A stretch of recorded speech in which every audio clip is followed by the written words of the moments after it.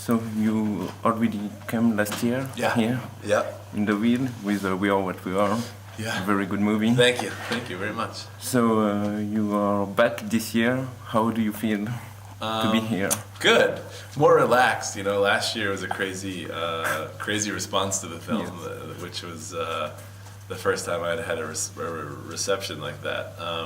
But also, I think that film, you know, we had just shot Cold in July right before we came to Deauville last year, so I think mentally we were I was crazy, and it was hard to even focus on We Are What We Are, because still felt like it was very much into Cold in July. So this year it's able to really relax and enjoy it, and I thought the screening today was great, but it also feels like we're able to really focus on the movie and the festival, which is good. How did you choose the cast and how did you work with them? Well, we lucked out. Michael C. Hall read the script and really liked it, and it was just one of those really dumb luck things, because he was shooting the television show. I think we didn't even really think that he would read it if we sent it to him, but luckily his agent gave it to him and he liked it. And then once he became involved, then all the other actors fell into place. So right away we sent it to Sam and to Don, and both of them signed on very quickly. After that, a lot of actresses became really interested. They wanted to play his wife. You know, they really were happy to be on screen with Michael. And so a lot of really big actresses came, but Vanessa I always really loved and always imagined her for it. So it was just a case of like really good, he in the script I think lured a lot of great actors around him. And then it was different. What was great was each one of those actors had a completely different style of working, and that was really, it was a big learning experience and a lot of fun for me as a director, because it's almost like speaking 3 different languages, you know, and I had to sort of learn that someone like Sam Shepard has a much different way of thinking about a role or a performance than Don Johnson's going to have, you know, and both of them are equally great, you know. So it was a very cool experience to sort of figure out what made each one tick, what was an effective way of talking. I think the biggest problem is talking too much. I do that, and then on set do that a lot, and so it was the biggest learning experience I've had. How did you know the book, and what did you like about this novel? Well, I knew the author, Joe Lansdale. I really loved his writing, so I had read a lot of his short stories, read a lot of his novels, and then I just sort of stumbled across this novel that was out of print and it was hard to find, but I didn't know anything about it going into it, and as soon as I started reading it, I was just sucked in. It was very much like the movie. It started off with this scene of finding a burglar in his house and pulling the trigger, and from there setting off 3 or 4 different movies, you know.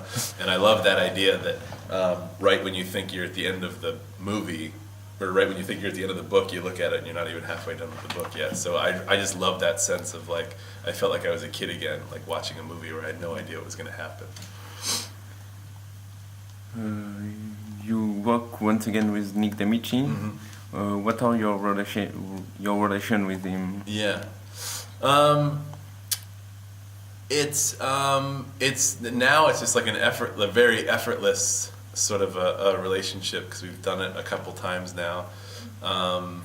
This one was a much longer one, you know, because we had really been writing this for 7 years. Ever since Mulberry Street, we've been writing the script. So it changed as we went along, and I think we learned the art of adaptation as we went, because this is before we did We Are What We Are. It was before Stakeland even. I think we had to learn how to take something that existed on the page in a book and then make that work cinematically. And I think we thought it was going to be really easy at first, and it wasn't. I think once you started to take the story apart, it was like an engine. All of a sudden you find that you have all these parts and you don't know what to do with them, and how do you make them all click? It was really difficult. So I think we had to learn how to take elements of the story that only existed in a character's head and externalize them in a cinematic way, which was difficult. And you know, there's no book that says this is how to do it. You sort of just learn by mistakes. You know, we had a lot of different drafts of the script that were very long, and along the way you start to find what works. The biggest thing was Linda Moran, our producer, at some point read it and said, you know, you've kept every element of the book, that's great, but now you have a 200-page script. This is going to be like a 3-hour movie. And the beauty of the book is it's a very short book, and you can read it in one sitting, and you blow through it, and you never stop to think about what's going on. You're just sort of driven as fast as possible. And the energy of that is one of the big things that makes it work. And now by having this movie that has all of that, you don't have any of that energy because it's slow, everybody talks forever. And so we had to learn how to boil everything down to the bones of it and sort of build it back up again, which took a very long time, but many back and forths, you know, many scenes that you try that don't work and finally settle on the final thing. Est-ce que... Oh, sorry. Mm-hmm. Yeah, go ahead. Did Jordan come on the shooting? Yeah, he did. He brought his whole family. His wife and his daughter, who's a great country singer, and his son, Keith. The four of them came, and they were on set for, I think, 3 weeks. We shot for 5 weeks. They were there for 3 weeks. So when he helped you, Yeah, it was great. He was there for Don Johnson's first day. So, and that Jim Bob is a character that is in this novel, but it's also, I think, in 4 or 5 other novels of his, and so that's a big character for him. And I think it was really important for us to really make sure that we got it right and that he was happy with it. So he was very happy, and he was great. You know, if there were lines that, you know, were like, this on the page, it doesn't quite work, you know, he would just sit there and he would just come up with 4 more lines on the spot. You know, like, if you don't want to say that, what if you said this? And we'd give it to Don, and then Don would try it, and we tried a lot of different stuff like that. It was really helpful to have him on set.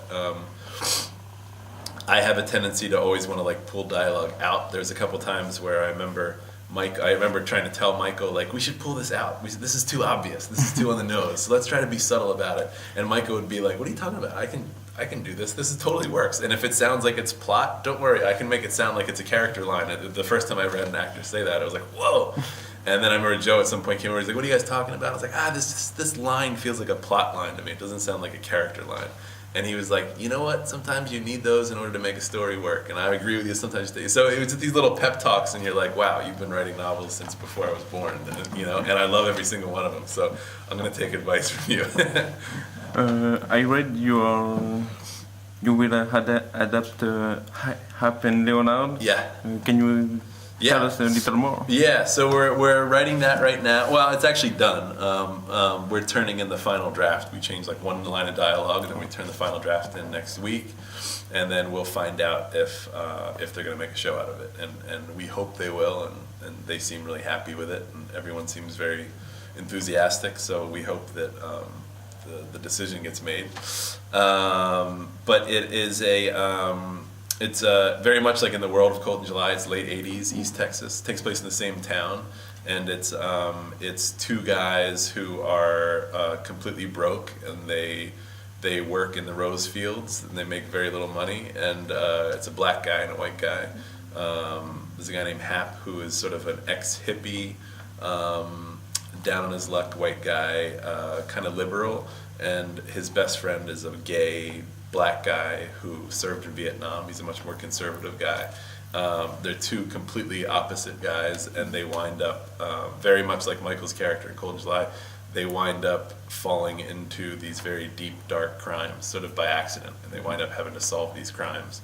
And along the way, they hire Don Johnson's character, they hire Jim Bob to come along and help them get out of jams and that sort of thing. It's funny, it's violent, it's twisty, turny plots. In the movie, we talked a lot of choice. They have to make some choice. So can you tell us a little more about this? Yeah, I think it was interesting because some of the things with the early drafts that we had, they always made these choices, and they would talk about why they did it, or they would set up why they were going to. And it was Linda Moran who very expertly said, no, that their actions are what sort of defines who they are as characters. And so it's for me, it's always about the father-son part of it, and wanting to be either a better son or a better father. That's what sort of dictates everything. That was what I think was kind of brilliant about Joe's story, was that even though it's dealing with these big cowboy themes and the themes of guns and violence and killing people and retribution and vengeance, all these things ultimately are about trying to be a better father, which is always what our story, We Are What We Are, is about that. You know, it's a guy who, even though he's a monster, he's just trying to be a better father. His just idea of that is very different. So I always thought that was kind of the great beauty of Joe's writing. Hopefully that comes out without ever really having to say it. In the movie there are a lot of colors too, and at certain moments the colors are very present. Yeah. On some scenes, and even like when Michael killed that guy, and the screen become red. Yeah. But can you tell us about that? Yeah, that was something we wanted. Basically, we wanted, the whole movie is about Michael sort of looking up to these other guys, and it's a little bit about a guy who never really sowed his wild oats and never really. He was probably a guy that grew up doing all the things he thought he was supposed to do, and he got a job, and he owned his own business, and he had a wife, and he had a son, but he never really ventured out of that. And then all of a sudden, these two guys come in who change his world completely. So we started off the movie very desaturated, very much simple colors, lots of grays, lots of browns, and as the movie goes on, we introduce color each time. As soon as Sam comes in, we start introducing neon lights and different colored moonlights, and we started shaking it up. And then once Don's character comes in, we start bringing in really bright reds, and just to sort of create the sense that he's going on this sort of fantasy world. And by the end of the movie, the final scene is, I think we use every color out there, purples and oranges and greens and blues, and always really intense. I wanted it to feel like a Dario Argento movie. I wanted it to feel like Suspiria, throw you into that kind of world. And then also, you can see, I forgot about it until I saw this, watched it again today, that in his wardrobe, when he starts off, he has very tight flannel shapes, And as the movie goes on, they start to get a little bigger, and it's all to be sort of constricting, and as the movie goes on, they get a little bit looser, and then he starts having stripes, and finally by the end of the film, he's wearing solid colors, and all in an effort to sort of have this guy open up by the end of the movie. Do you have other movie? Yeah, well, the TV show is the big thing that we're focusing on right now, and then there's another movie that we're putting the cast together for. That's sort of